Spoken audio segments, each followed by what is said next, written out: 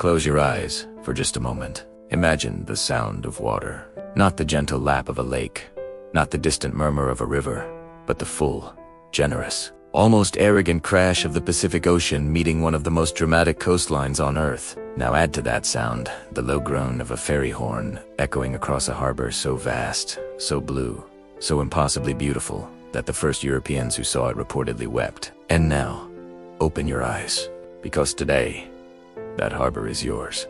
Sydney doesn't ask for your attention. It doesn't need to. It simply exists, sprawling and golden and alive, and it trusts that sooner or later, you'll turn your head and fall completely in love. And today is that day. Today, you have exactly 24 hours in one of the most cinematic cities on the planet. No itinerary handed to you by a travel agent. No rush tour bus. No glass between you and the real thing. Just you, the city, and the kind of day that turns into a story you'll tell for the rest of your life. Sydney is a city of contradictions held together by sunlight. It is ancient and modern, wild and sophisticated, laid back and fiercely alive. The original custodians of this land, the Gadigal people of the Eora Nation, have called this harbor home for more than 60,000 years. Let that number sit with you as we begin, because when you walk these streets today, you are not just a tourist passing through. You are a guest in one of the oldest living cultures on Earth. Walk accordingly. Walk with curiosity. Walk with respect. Your 24 hours start right now. And I promise you, by the time the sun dips below the blue mountains tonight, something inside you will have shifted. Something small but permanent. Sydney does that. It gets under your skin quietly. And then one day, years from now, you'll hear the word harbor and you'll feel it. That pull, right in the center of your chest. It's 5:45 in the morning and the alarm you set last night is going off. Don't silence it. Don't roll over. Sydney is already awake. Already pulling back the curtain. Get up. Splash cold water on your face. Pull on your lightest layers because Sydney mornings carry a deceptive chill. A salt-laced cool that evaporates the moment the sun clears the horizon. Step outside. The streets are quiet but not empty. A cyclist hisses past you on wet asphalt. A cafe owner props open his door, releasing a warm breath of roasted coffee into the cool air. A sulfur-crested cockatoo, white as a fresh page and loud as an argument, screams from a Moreton Bay fig tree above you, and 2 pigeons scatter. This is your alarm clock now. TC's bitter. Make your way to the Royal Botanic Garden. The gates on Mrs Macquaries Road open early, and you want to be here before the joggers, before the school groups, before anyone else claims this silence. Walk through the garden, slowly. The grass is still damp. The air smells of eucalyptus and night-blooming jasmine, slowly closing its petals. Fruit bats, enormous and prehistoric-looking with their fox-like faces, are returning to their roost in the fig trees, their wings spread wide against the lightning sky like living hieroglyphs. Keep walking until the trees give way, and suddenly, there it is, the Opera House. The Harbour Bridge, the water catching the first pale gold of sunrise and throwing it back at the sky in 1,000 shifting pieces. There is no photograph that prepares you for this moment. Every image you have ever seen of Sydney Harbour lied to you by omission. They forgot to include the feeling, the strange vertigo of realizing you are standing in a place that actually exists. That is, actually this beautiful, that the world you imagined while scrolling through screens is somehow even more present and overwhelming in person. Sit down on the stone wall at Mrs Macquaries Chair, the sandstone bench carved by convict hands in 1810 for Governor Macquarie's wife, who came here every morning to watch for ships from home. Sit where she sat. Watch the sky. Do what it does. Watch the Opera House shells shift from pale gray to cream to the faintest blush of rose as the sun climbs. Let's the first ferry of the morning cut a clean white wake across the harbor. Notice how the bridge, that enormous steel arch that Sydneysiders call simply the coat hanger, holds the whole scene together like a frame someone bolted to the sky. When you're ready, retrace your steps through the garden and make your way to the rocks. This is Sydney's oldest neighborhood, the place where the colony began, where sandstone warehouses line cobblestone lanes, and history sits so close to the surface you could scrape it with a fingernail. On George Street, tucked between a wine bar and a gallery, find a small bakery that opens at 6:30. push open the door.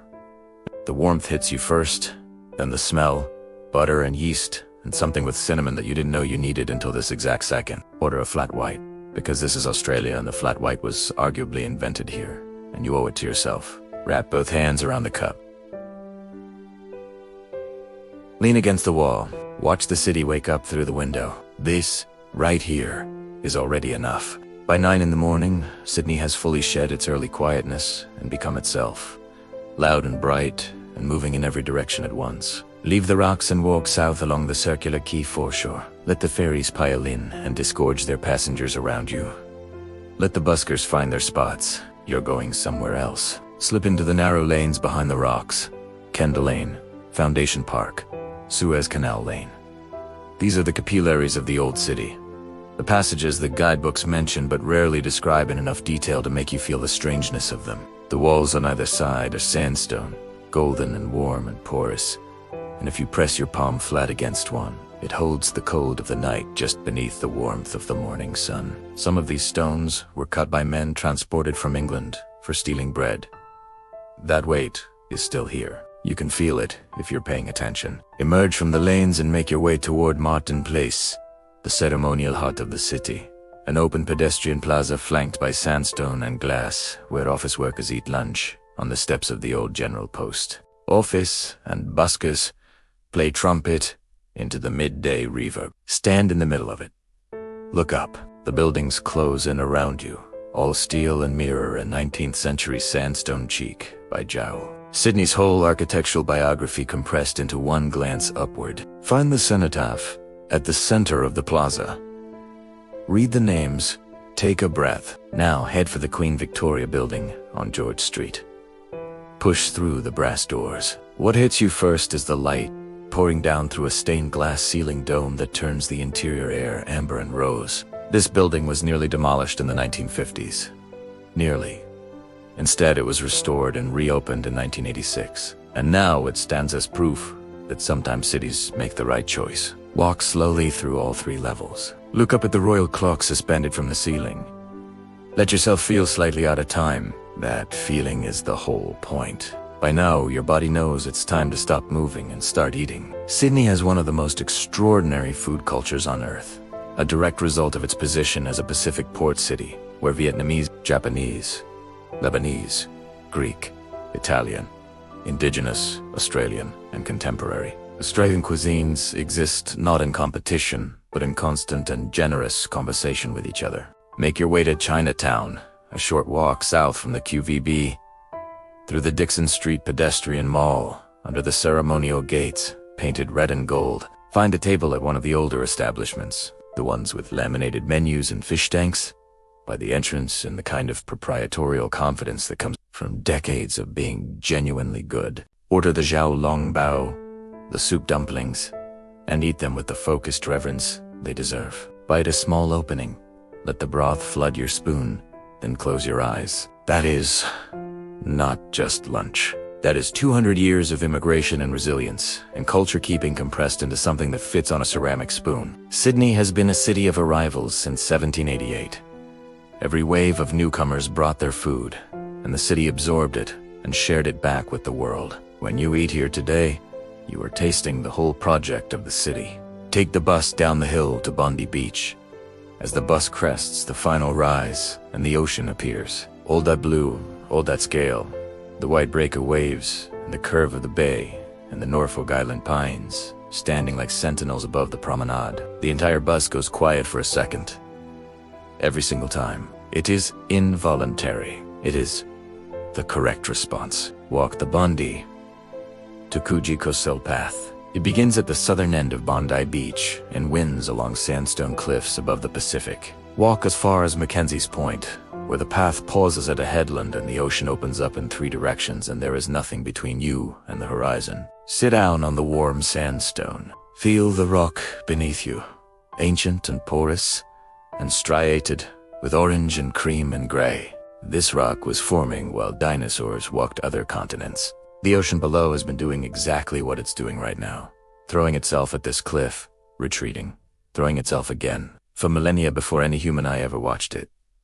You are very small. The world is very large, This is not a frightening thought. It is, if you let it be, a deeply comforting one. There is a story the Gadigal people tell about this harbor, that the land and the water are not separate things, that the harbor is not just a geographical feature, but a living entity, a presence with memory and intention, standing on this headland with the ocean moving in the patterns it has always moved in.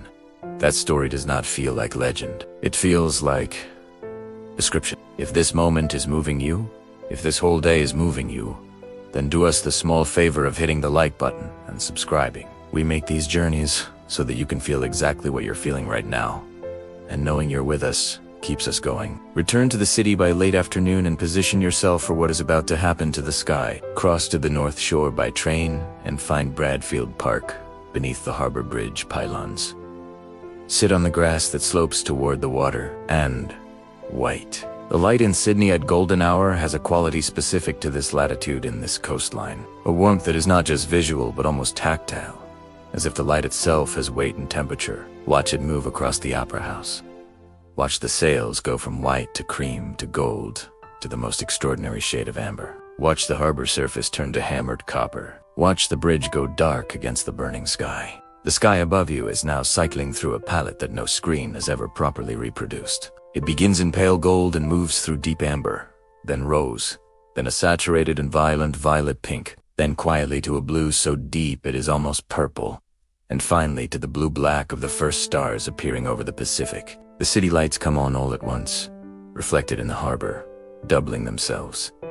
The Opera House glows. The restaurants on the quay hum with the specific frequency of people who are exactly where they want to be. Find a restaurant on the waterfront. Order the Sydney rock oysters, small and briny and metallic, tasting purely and exactly of this harbor, and eat them with a drop of lemon and nothing else, because nothing else is needed. Order whatever comes next with the confidence of someone who has spent a whole day earning this meal. It's late now. The harbor lights shimmer. Your feet know every cobblestone of the rocks, every sandstone step of the botanic garden, every kilometer of that coastal path. Somewhere between the sunrise on Mrs Macquaries Chair and the oysters at the water's edge, something happened. You can't quite name it. You're not sure you need to. Sydney gave you what it gives everyone who bothers to show up and pay attention. It gave you scale, the reminder that the world is enormous and ancient and not particularly concerned with your schedule. It gave you beauty, so straightforward it felt almost unfair. It gave you the complicated, layered, imperfect story of a city still figuring itself out, still learning to honor the 60,000 years that came before the last 237, still negotiating between its colonial past and its multicultural present and its uncertain future. A city built on the edge of a continent, staring out at the biggest ocean on Earth, choosing every day to be brave enough to stay open. Walk back slowly. There is no rush now. Listen to the city winding down around you. The restaurants closing, the last ferries crossing. The cockatoos somewhere in the park, trees overhead settling their feathers and going quiet. And as you go, carry this question with you. The one that will follow you to sleep and wake with you tomorrow and maybe stay with you for years. If Sydney, this harbor, this light, this ancient and relentless Pacific beauty, if this is what's waiting at one edge of the world, what's waiting at all the others, we'll find out. Together. Next. Stop. Coming soon.